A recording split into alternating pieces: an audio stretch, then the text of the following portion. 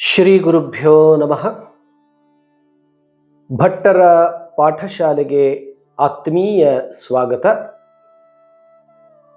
ಪ್ರಿಯ ವಿದ್ಯಾರ್ಥಿಗಳೇ, ಕನ್ನಡ ಭಾಷಾಧ್ಯಯನ ಎಂಬ ಈ ಮಾಲಿಕೆಯಲ್ಲಿ ಪಾಠ 12. ಇಂದಿನ ತರಗತಿಯಲ್ಲಿ ನಾವು ವಿಭಕ್ತಿ ಪಲ್ಲಟ ಎಂಬ ವಿಚಾರವನ್ನು ತಿಳಿದುಕೊಳ್ಳೋಣ. ಎಲ್ಲರೂ ಸಿದ್ಧರಾಗಿ ಕುಳಿತಿದ್ದೀರಲ್ಲವೇ? ಮೊದಲಿಗೆ ಹಿಂದಿನ ಪಾಠಗಳನ್ನು ಸ್ವಲ್ಪ ನೆನಪು ಮಾಡಿಕೊಳ್ಳೋಣ. ನಾನು ಪದ ಅಥವಾ ಶಬ್ದಗಳ ಬಗ್ಗೆ ತಿಳಿಸಿದೆ. ನಿರ್ದಿಷ್ಟವಾದಂತಹ ಅರ್ಥವನ್ನು ಕೊಡುವಂತಹ ಅಕ್ಷರಗಳ ಗುಂಪು ಪದ ಅಥವಾ ಶಬ್ದ.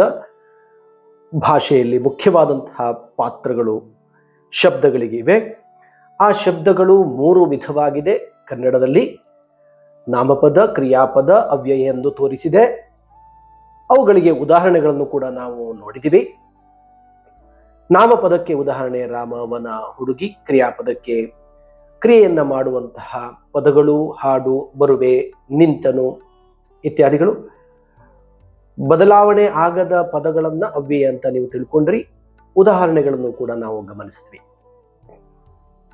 ಮುಂದೆ ನಾಮಪದಗಳಿಗೆ ಬೇಕಾಗುವಂತಹ ಅಂಶಗಳನ್ನು ಕೂಡ ಸ್ವಲ್ಪ ನೀವು ತಿಳ್ಕೊಂಡ್ರಿ. ನಾಮಪದದ ಮೂಲ ರೂಪವನ್ನು ನಾಮಪ್ರಕೃತಿ ಎಂದು ನಾವು ಕರೆಯುತ್ತೇವೆ. ನಾಮಪ್ರಕೃತಿಗಳ ಮುಂದೆ ಸೇರಿಕೊಂಡು ಬೇರೆ ಬೇರೆ ಅರ್ಥವನ್ನು ಉಂಟು ಮಾಡುವ ಪ್ರತ್ಯಯಗಳಿಗೆ ವಿಭಕ್ತಿ ಪ್ರತ್ಯಯಗಳು ಎನ್ನುತ್ತಾರೆ. ಅಂದರೆ ಪೂರ್ಣ ಪದವಾಗಿ ನಾಮಪ್ರಕೃತಿಯನ್ನು ಸಿದ್ಧಗೊಳಿಸಲು ವಿಭಕ್ತಿ ಪ್ರತ್ಯಯಗಳ ಅವಶ್ಯಕತೆ ಇರುತ್ತದೆ.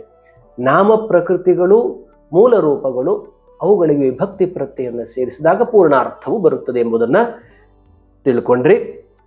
ನಾಮ ಪ್ರಕೃತಿ ವಿಭಕ್ತಿ ಪ್ರತ್ಯಯ ಸೇರಿ ನಾಮಪದವಾಗುತ್ತದೆ. ಉದಾಹರಣೆಯನ್ನು ಗಮನಿಸಿದ್ರಿ. ಮರ ಅನ್ನು, ಮರವನ್ನು, ನದಿ ಅಲ್ಲಿ, ನದಿಯಲ್ಲಿ. ನಾಮಪದಗಳಿಗೆ ಈ 3 ಅಂಶಗಳು ಬೇಕಾಗುತ್ತದೆ ಎಂಬುದನ್ನು ತಿಳ್ಕೊಂಡ್ರಿ. ಲಿಂಗ, ವಿಭಕ್ತಿ, ವಚನಗಳು. ಇವೆಲ್ಲವನ್ನ ನಾವು ಹಿಂದಿನ ತರಗತಿಗಳಲ್ಲಿ ಗಮನಿಸಿದ್ದೀವಿ.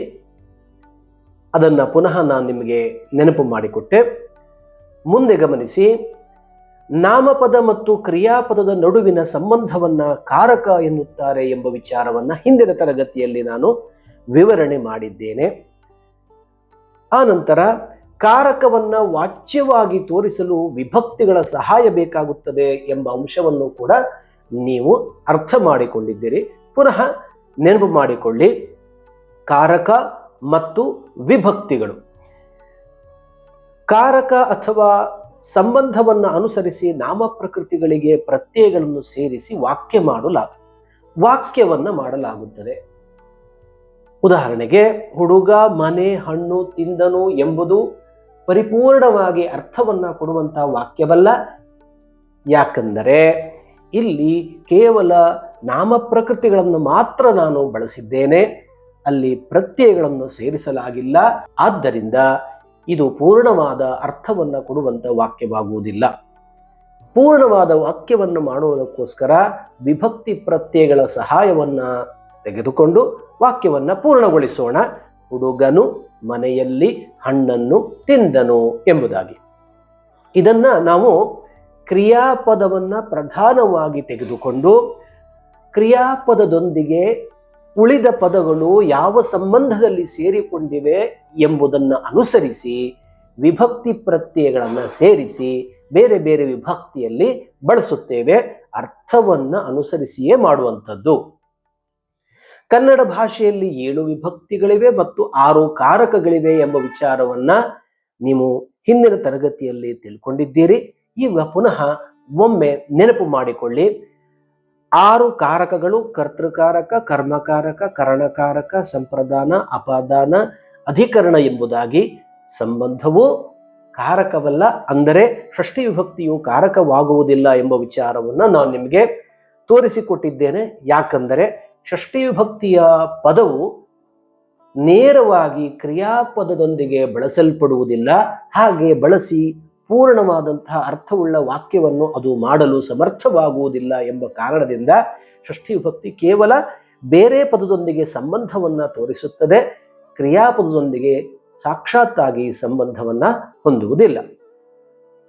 ಇನ್ನು ಈ ಕಾರಕಗಳನ್ನ ಬೇರೆ ಬೇರೆ ಭಾಷೆಯಲ್ಲಿ ಹೇಗೆ ಹೇಳುತ್ತೇವೆ ಎಂಬ ವಿಚಾರವನ್ನು ಕೂಡ ಸ್ವಲ್ಪ ನಾನು ತಿಳಿಸಿದೆ. ಇಲ್ಲಿ ಉದಾಹರಣೆಯನ್ನು ಗಮನಿಸಿ. ಮನೆಯು, ಮನೆಯನ್ನು, ಮನೆಯಿಂದ, ಮನೆಗೆ, ಮನೆಯಿಂದ ಅಥವಾ ಮನೆಯ ದೆಸೆಯಿಂದ, ಮನೆಯ, ಮನೆಯಲ್ಲಿ ಎಂಬುದಾಗಿ ಪೂರ್ಣವಾದಂತಹ ಪದಗಳು, ಅಂದರೆ ವಿಭಕ್ತಿ ಪ್ರತ್ಯಯಗಳನ್ನು ಸೇರಿಸಿದ ಪದಗಳು ಇಲ್ಲಿ ಉದಾಹರಣೆಯಾಗಿ ಕಂಡು ಬರುತ್ತವೆ. ಇನ್ನು ಇದನ್ನ ಬೇರೆ ಭಾಷೆಯಲ್ಲಿ ಯಾವ ರೀತಿಯಾಗಿ ಬಳಸುತ್ತೇವೆ ಎಂಬ ವಿಚಾರವನ್ನು ಕೂಡ ನಾನು ಹೇಳಿದ್ದೆ. ಇರಲಿ, ಕನ್ನಡ ಭಾಷೆಯಲ್ಲಿ 7 ವಿಭಕ್ತಿಗಳಿವೆ ಮತ್ತು 6 ಕಾರಕಗಳಿವೆ ಎಂಬುದನ್ನ ಪುನಃ ಪುನಃ ನೆನಪು ಮಾಡಿಕೊಳ್ಳಿ. ಕರ್ತೃಕರ್ಮ ಕರಣ, ಸಂಪ್ರದಾನ, ಅಪಾದಾನ, ಅಧಿಕರಣ ಎಂದು ಕಾರಕಗಳು, ಪ್ರಥಮ, ದ್ವಿತೀಯ, ತೃತೀಯ, ಚತುರ್ಥಿ, ಪಂಚಮಿ, ಷಷ್ಠಿ, ಸಪ್ತಮಿ ಎಂಬುದಾಗಿ 7 ವಿಭಕ್ತಿಗಳು. ಸಂಬೋಧನ ಎಂಬುದು ವಿಭಕ್ತಿಯಂತೆ ಕಾಣುವ ಪದ, ಆದರೆ ಅದು ವಿಭಕ್ತಿಯಾಗುವುದಿಲ್ಲ. ಇಲ್ಲಿ ಗಮನಿಸಿ, ಮುಂದಿನ ವಿಚಾರವನ್ನ ಸ್ಪಷ್ಟವಾಗಿ ನಾವು ತಿಳಿದುಕೊಳ್ಳೋಣ. ಇಲ್ಲಿಯ ತನಕ ನಾನು ಹೇಳಿದ ವಿಚಾರಗಳನ್ನ ನೀವು ಸರಿಯಾಗಿ ಅರ್ಥ ಮಾಡಿಕೊಂಡಿದ್ದೀರಿ ಎಂಬ ಭಾವನೆಯಿಂದ ಮುಂದಿನ ಪಾಠಕ್ಕೆ ಹೋಗುತ್ತಿದ್ದೇನೆ.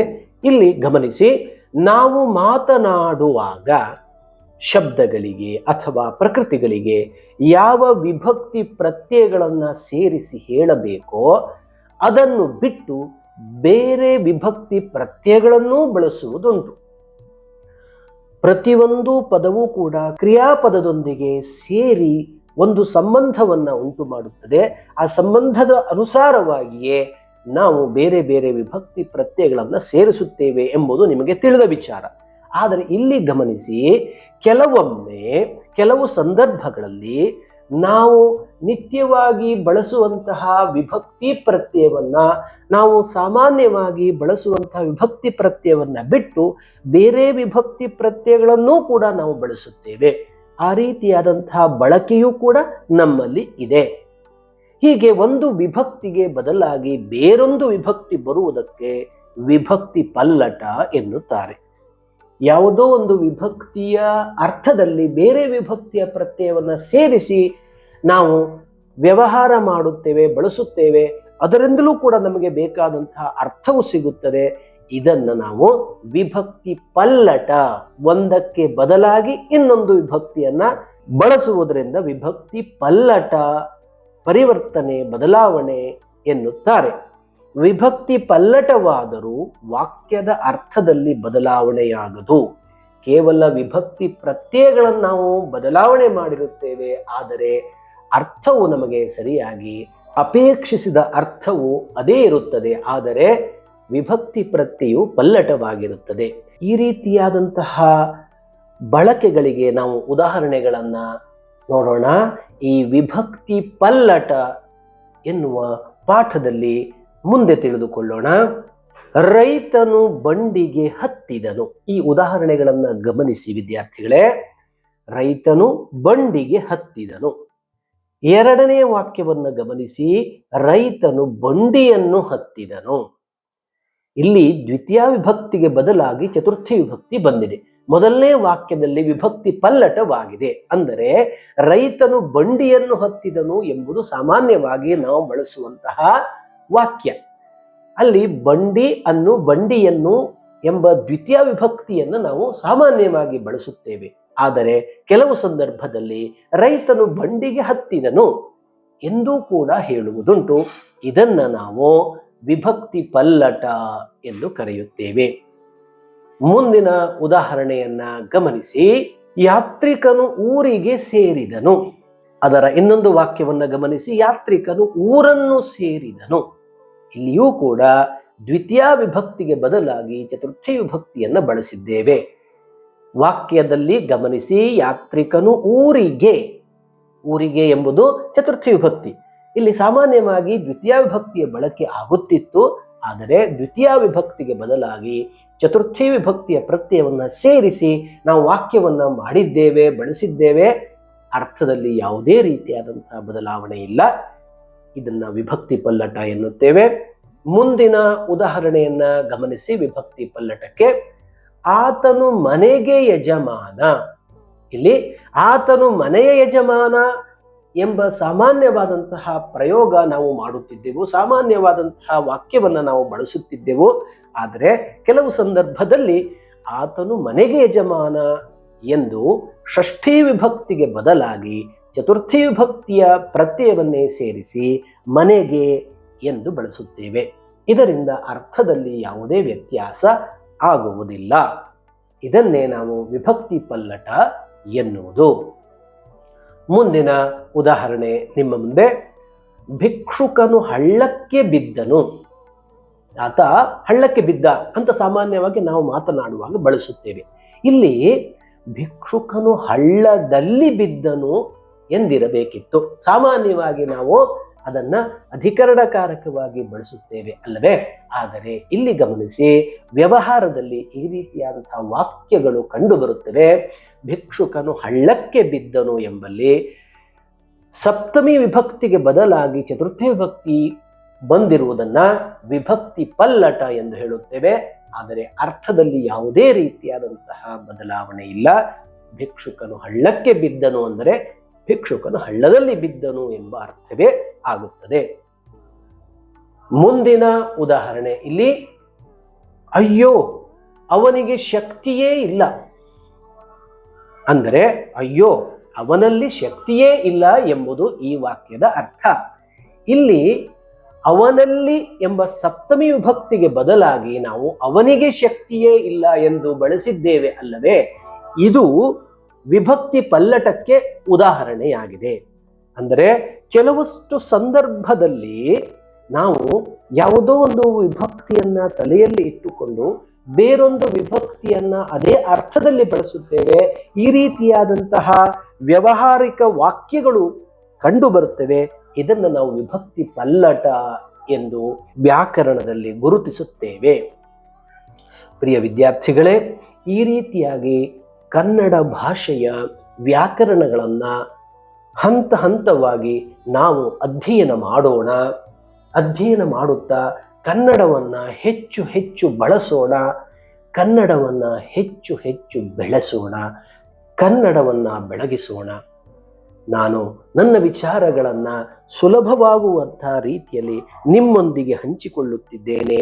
ನೀವು ಕೂಡ ಈ ವಿಚಾರಗಳನ್ನು ನಿಮ್ಮವರೊಂದಿಗೆ, ನಿಮ್ಮ ಆತ್ಮೀಯರೊಂದಿಗೆ ಹಂಚಿಕೊಳ್ಳಿ. ಅವರೂ ಕೂಡ ಕನ್ನಡವನ್ನು ಬಳಸಲಿ, ಕನ್ನಡವನ್ನು ಬೆಳೆಸಲಿ, ಕನ್ನಡವನ್ನು ಬೆಳಗಲಿ.